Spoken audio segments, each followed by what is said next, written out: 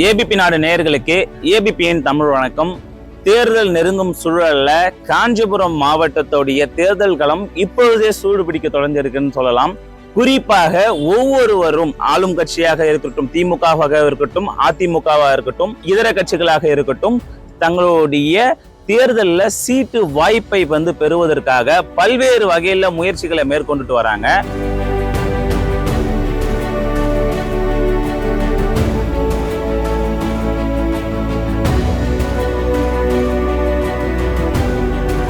இப்ப நம்ம காஞ்சிபுரம் சட்டமன்ற தொகுதியை எடுத்துக்கிட்டோம்னா தற்பொழுது எம்எல்ஏவாக சிவிஎம்பி எழிலரசன் இருந்துட்டு இருக்காரு. பட் அவருக்கு போட்டியா காஞ்சிபுரத்துல இன்னும் பலர் எம்எல்ஏ ஆக வேண்டும், எம்எல்ஏ சீட் கிடைக்க வேண்டும் என்ற ஒரு முயற்சியில் ஈடுபட்டு வராங்க. அந்த வகையில பாத்தீங்கன்னா சமீபத்தில் முடிந்த உதயநிதி ஸ்டாலினுடைய பிறந்த நாளையும் 2 நபர்கள் மிக பிரம்மாண்டமாக காஞ்சிபுரத்தில் நடந்திருந்தாங்க.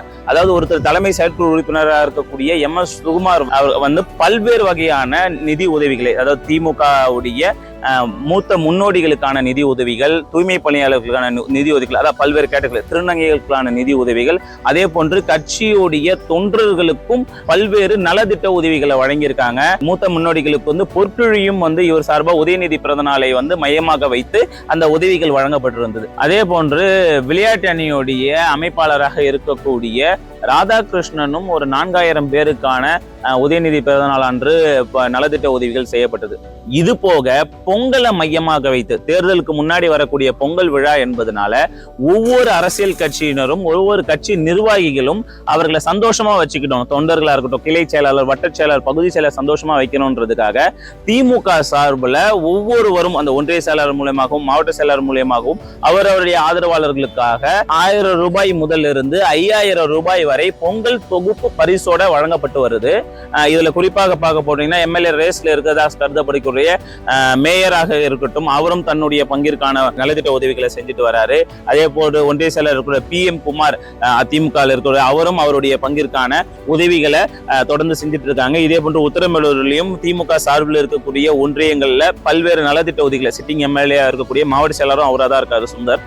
அவரும் பல்வேறு விளையாட்டு போட்டிகள், கோல போட்டி பெண்களுக்கு வச்சு அவங்களுக்கு பரிசு கொடுக்கிறது, அதாவது மக்களுக்கு ஒரு பக்கம் பரிசு, கட்சி நிர்வாகிகளுக்கு ஒரு பக்கம் அவர்கள் பொங்கல் கொண்டாடுறதுக்கு தேவையான நிதி உதவியும் வழங்கப்படுகிறது. இவங்க எல்லாரும் இவ்வளவு ட்ரை பண்றாங்கன்னா சிட்டிங் எம்எல்ஏ நான் என்ன பண்ணுவேன் அப்படின்ற சிவிஎம்பி எழிலரசன் என்ன பண்றாருன்னா இளைஞர்களுடன் சில் வித் எம்எல்ஏன்னு சொல்லிட்டு ஒரு கலந்துரையாடல் நிகழ்ச்சி நடத்துறாரு. மாணவர்களுக்கான உதவித்தொகைகள் வழங்க போற நிகழ்ச்சியும் அவர் சார்பிலும் திராவிட பொங்கல் என்ற பெயர்ல நடந்து முடிஞ்சிருக்கு.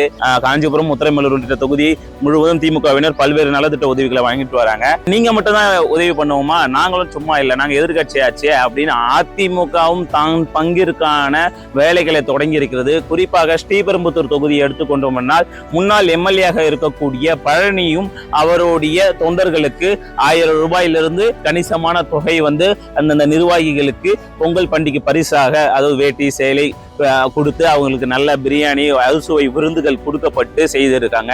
அதே போன்று ஸ்ரீபெரும்புத்தூர்ல அதிமுக சார்பில் இருக்கக்கூடிய மற்றொரு ரேஸ்ல இருக்கக்கூடிய கேண்டிடேட்டா இருக்கக்கூடிய செந்தில் ராஜனும் அவரும் தன்னோட பங்கிற்கான போட்டி போட்டுக்கொண்டு கட்சி நிர்வாகிகளுக்கான பொங்கல் பரிசுகளை 1000 ரூபாயிலிருந்து பொங்கல் பரிசுகளும் பரிசு தொகுப்புகளையுமே தொடர்ந்து வழங்கிட்டு வராங்க. உத்தரமேலூர் தொகுதியிலும் முழுமையாக செய்யப்படுகிறது.